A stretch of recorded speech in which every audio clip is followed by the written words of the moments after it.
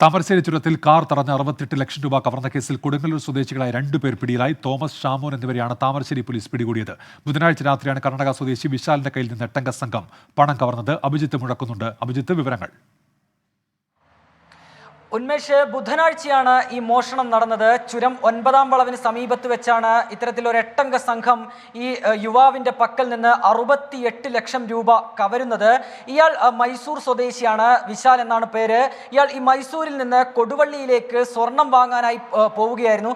ഈ സമയത്ത് 9-ാം വളവിന് സമീപത്ത് വെച്ച് ഒരു സംഘം കാറിൽ പിന്തുടരുകയും തുടർന്ന് ഈ വിശാലിന്റെ വാഹനത്തെ തടഞ്ഞു നിർത്തി ഈ വിശാലിനെ പുറത്തിറക്കി മർദ്ദിക്കുകയും തുടർന്ന് വിശാലിന്റെ കൈവശം ഉണ്ടായിരുന്ന 68 ലക്ഷം രൂപയും ഒപ്പം മൊബൈൽ ഫോണും കവരുകയുമായിരുന്നു. തുടർന്ന് ഈ വിവരം പോലീസിനെ അറിയിച്ചാൽ കൊല്ലുമെന്നടക്കമുള്ള ഭീഷണി ഈ സംഘം നടത്തുകയും ചെയ്തു.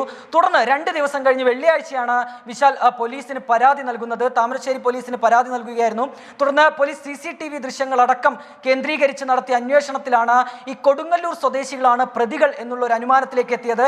തുടർന്ന് താമരശ്ശേരി CIയുടെ നേതൃത്വത്തിൽ നടത്തിയ അന്വേഷണത്തിനൊടുവിൽ ഈ സംഘത്തിലെ 2 പേരെ കൊടുങ്ങല്ലൂരിൽ പിടികൂടുകയായിരുന്നു. തോമസ്, ഷാമോൻ, ഇങ്ങനെയാണ് ഈ പിടിയിലായ 2 പേരുടെ പേര്. മറ്റ് 6 പേരെ കുറിച്ച് കൂടിയുള്ള വിവരം പോലീസിന് ലഭ്യമായിട്ടുണ്ട്. ഒരു കാറും, ഇവർ 2 കാറുകളിലായാണ് എത്തിയത് എന്നുള്ളൊരു വിവരം ലഭിക്കുന്നു. അതിലൊരു കാർ പോലീസിന് കണ്ടെടുക്കാൻ സാധിച്ചിട്ടുണ്ട്. മറ്റേ കാറും കണ്ടെടുക്കാനുള്ള ഒരു ശ്രമം പോലീസിന്റെ ഭാഗത്തു നിന്ന് ഉണ്ടാകുന്നുണ്ട്. ഒപ്പം തന്നെ ഈ 68 ലക്ഷം രൂപയ്ക്കായുള്ള ഒരു അന്വേഷണവും പോലീസിന്റെ ഭാഗത്തു നിന്ന് ഊർജിതമായി നടക്കുന്നുണ്ട്. ഉന്മേഷ്, ശരി. അഭിജിത്ത് മുഴക്കുന്നാണ് വിവരങ്ങൾ നൽകിയത്.